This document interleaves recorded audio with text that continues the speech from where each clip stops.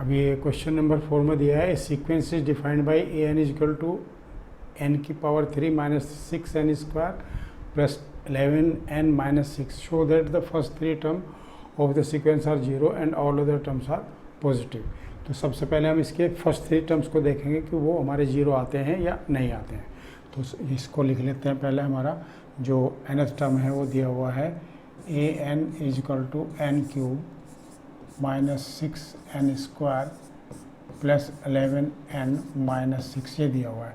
तो सबसे पहले हम क्या निकालेंगे, a1 निकालेंगे, मतलब n की वैल्यू 1 पुट करेंगे। तो 1 का क्यूब, यहाँ पर माइनस 6 माइनस 1 का square plus 11 into 1 minus 6। n की जगह हमने क्या किया, 1 पुट कर दिया सब जगह।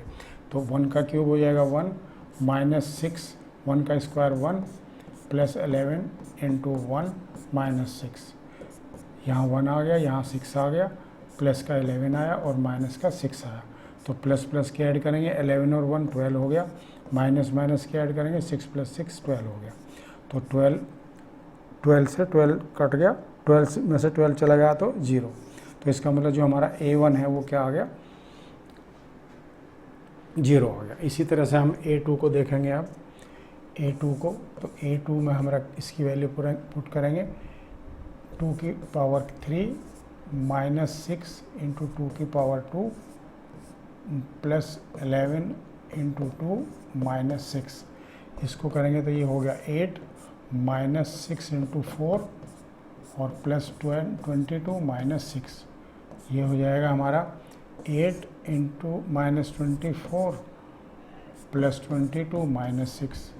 तो इसको अगर हम ऐड करते हैं तो ये हो गया 30 प्लस का हो गया 30 ही माइनस का हो गया हमारा। तो ये भी हमारा 0 आ गया, a2 भी। अब इसके बाद में हमारा बचता है a3। a3 की वैल्यू निकाल लेंगे हम। a3 हो जाएगा, a की जगह n की जगह 3 रखेंगे, 3 की पावर 3 माइनस 6 इंटू 3 की power 2 plus 11 multiplied by 3 minus 6। इसको करेंगे तो ये आ जाएगा 27 माइनस 6 इंटू 9 प्लस 33 माइनस 6। तो ये हो जाएगा 27 माइनस 54 प्लस 33 माइनस 6। तो अगर इसको ऐड करते हैं तो प्लस प्लस के हो जाएंगे हमारे 0, 60 हो जाएगा और माइनस के भी 60 हो जाएंगे। तो ये हमारा 0 हो गया, a3 भी हमारा 0 हो गया। तो ये हमारी चीज़ प्रूव होगी, show that the first 3 term of the sequence are 0। तो ये तो 0 हमने प्रूव कर दिया। अब कहता है all other terms are positive. इस चीज़ को प्रूव करने के लिए हमको एक चीज़ जो हमने पहले ऑलरेडी पढ़ी है उसकी हेल्प लेनी पड़ेगी, कि जो हमने इक्वेशंस पढ़ी हैं, क्वाड्रेटिक इक्वेशंस, और उनके सॉल्यूशंस पढ़े हैं। क्वाड्रेटिक इक्वेशंस पढ़ी है, बाकी इक्वेशंस भी पढ़ी हैं। तो किसी भी इक्वेशन का सॉल्यूशन जो होता है, अगर हम उसकी कोई भी वैल्यू पुट करते हैं तो उसमें अगर वो 0 आ जाती है तो इसका मतलब वो उसका सॉल्यूशन कहलाती है। दोबारा से फिर इसको रिपीट करता हूँ, पहले इसको यहाँ से हटा देता हूँ। ये तो हमने निकाल दिए हैं।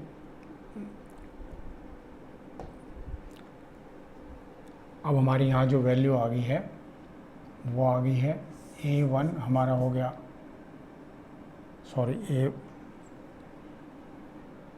एक सेकेंड, इसको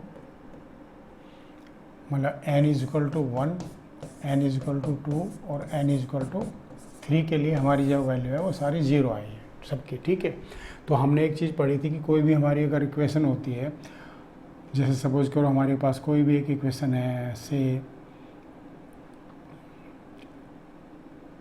कोई fx है हमारा इज इक्वल टू x की पावर 3 प्लस 12 x की पावर 2 माइनस से 4x और प्लस 6 है।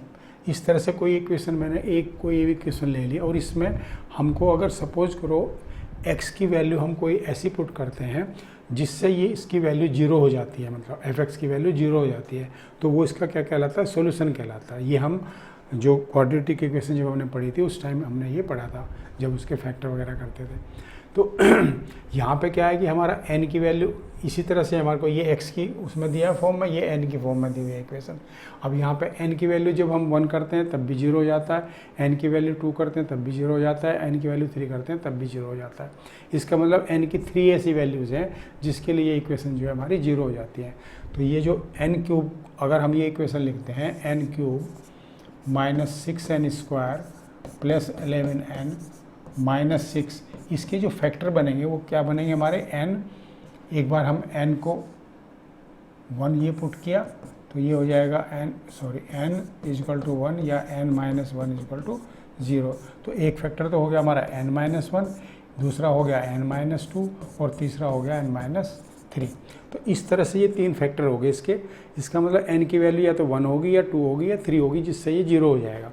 लेकिन इसके बाद में अगर n की वैल्यू कुछ भी होगी तो ये हमारा 0 नहीं होगा, ठीक है।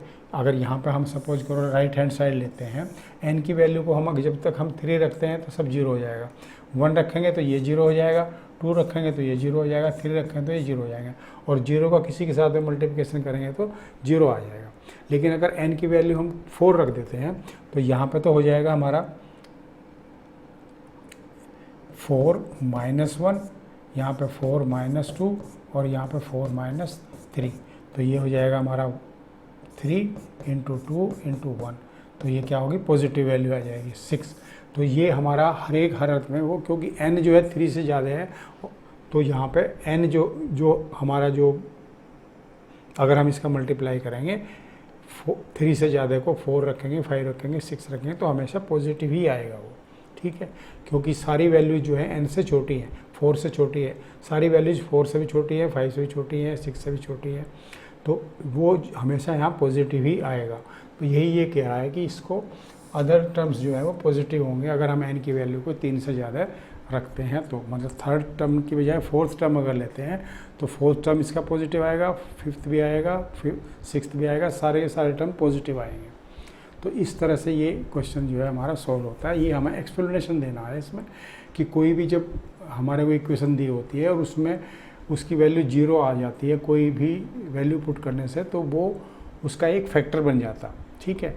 तो ये इसका मतलब यहाँ पर जो है ये इसके 3 फैक्टर हो गए हमारे इस वाले इक्वेशन के।